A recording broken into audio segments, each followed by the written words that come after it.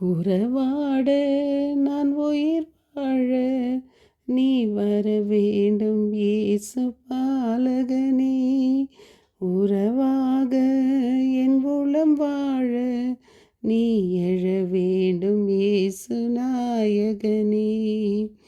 உறவாட நான் உயிர் வாழ நீ வர வேண்டும் இயேசு பாலகனே. உறவாக என் உளம் வாழ நீ எழ வேண்டும் இயேசு நாயகனே. என் இனிய உறவுகளே, நாம் இன்று 2/1/25 இருக்கின்றோம். நாம் தூய ஆவியானவரின் துணையின் அன்னை மரியின் துணையோடும் நாம் தொடர்ந்து வாசித்து கொண்டு வருகிற சங்கீத தொடர்ச்சி 66, 13, 14, 15. நாம் தொடரும் முதல் வாசகம். இன்றைய வாசகம் 1 யோவான் 2, 22, 28. இன்றைய அல்லேலூயா பல முறை பல வகைகளில் முற்காலத்தில் இறைவாக்கினர் வழியாக நம் மூதாதையர் பேசிய கடவுள் இவ்விறுதி நாட்களில் தம் மகன் வழியாக நம்மிடம் பேசியுள்ளார். இன்றைய தூய நற்செய்தி வாசகம் யோவான் 1, 19, 28. ஒவ்வொரு நாளும் நாம் வாசித்து கொண்டு வருகிற சங்கீத தொடர்ச்சி நமக்கு நிலையான வாழ்வையும் நிதமான நல்ல உறவையும் நமக்கு தந்து கொண்டிருக்கிறது. நாம் வாழும் வாழ்க்கை இறைவனுக்காக. நம்மிடையே யோவான் போல் யாரும் தன்னை தாழ்த்தி கொண்டிருக்க மாட்டார்கள். நம் கத்தோலிக்க திருச்சபை போல் நமக்கு ஈடிணை எதுவும் இல்லை. திருபலி திருச்சபை போல் நமக்கு ஈடிணை எதுவுமே கிடையாது. திருபலி காலத்தை பரிசுத்தப்படுத்துகின்றது. விசுவாசம் என்னும் வேரிலிருந்து விசுவாசத்தை பலப்படுத்துங்கள். கடவுளின் தாயும் இதை தான் நமக்கு காட்டி கொடுத்து சென்றிருக்கின்றார். இவ்வுலக இரட்சகர் அதிகம் நேசித்த அன்னை மரியா, ஆண்டவரிடம் கூட்டிக் கொண்டு செல்பவர், அருட்கருவி தாய், திருச்சபையின் மகிமையை மேன்மைப்படுத்துவார், பெருமையும் படுத்துவார்.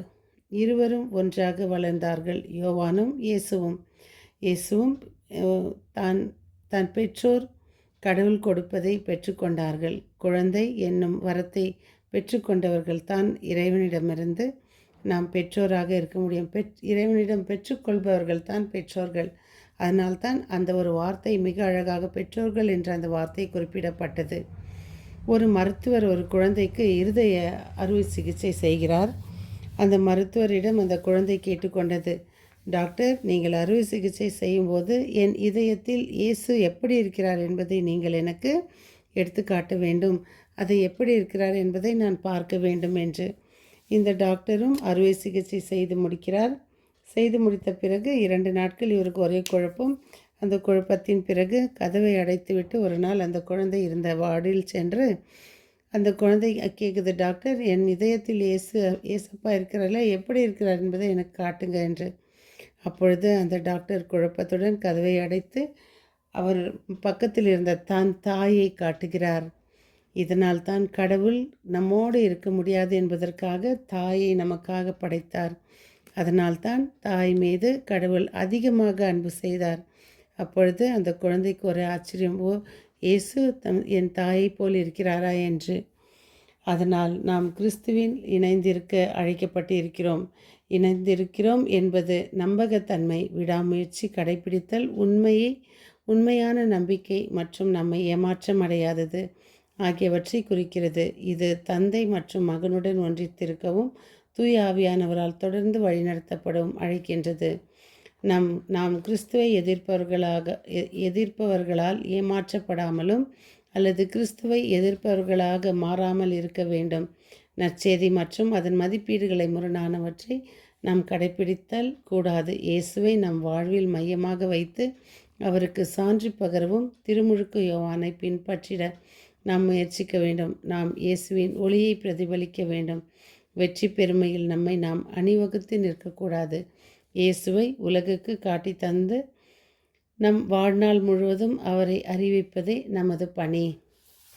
அன்பின் இறைவா, இதோ இந்த 2வது நாளான இந்த புதிய வருடத்தில் நாங்கள் கடந்த ஆண்டுகளை நாங்கள் மறந்து பழையவன கழியட்டும் புதியன புதிரட்டும் என்பது போல எங்கள் வாழ்க்கையில் தொடர்ந்து எங்களுக்காக நீங்கள் செய்து வரும் ஒவ்வொரு காரியங்களுக்காக நாங்கள் நன்றி செலுத்துகிறோம் இறைவா. எங்களில் யாராவது உங்களை மனநோக்கு செய்திருந்தாலும், இதோ எங்கள் முன்னோர்கள் செய்த பாவத்திற்காகவும் நாங்கள் உம்மிடம் மன்னிப்பு கேட்டு, எங்களுக்காக நீங்கள் கொடுக்க வேண்டிய ஆசீர்வாதத்தை எந்த தடையின்றும் எங்களுடைய பெற்றோர் செய்ததை நீங்கள் நினைவு கூர்ந்து கொடுக்காமல் இருப்பதை விட, அதை மன்னித்து எங்களுடைய தேவைகளை சந்தித்து எங்களை வழிநடத்த வேண்டும் என்றும், எங்கள் பிள்ளைகளையும் பெற்றோர்களையும் உற்றார் உறவினர்கள் எங்களை சுற்றி இருப்பவர்கள் அயலார் எங்களை வேண்டாம் என்று விருப்போர் ஒவ்வொருவரையும் ஆசீர்வதிக்க வேண்டிய விசேஷமாக எங்கள் பகைவர்களை மன்னிக்கவும், எங்களுக்காக எங்கள் பின் பேசுபவர்கள் எங்கள் முன் பேசுபவர்களை மன்னிக்கவும், தொடர்ந்து நாங்கள் பிள்ளைகளாக மாற உதவி செய்யும். இந்த மன்றாட்டுகளை எல்லாம் எங்கள் ஆண்டவராகிய இயேசு கிறிஸ்துவின் நாமத்திலும் அன்னையின் துணையிலும் நாங்கள் உம்மிடம் சமர்ப்பிக்கின்றோம். எங்கள் ஜீவனுள்ள நல்ல பிதாவே, ஆமேன். என் அன்பு சகோதரிகளை மீண்டும் சந்திக்கும் வரை உங்கள் அன்பு தோழி.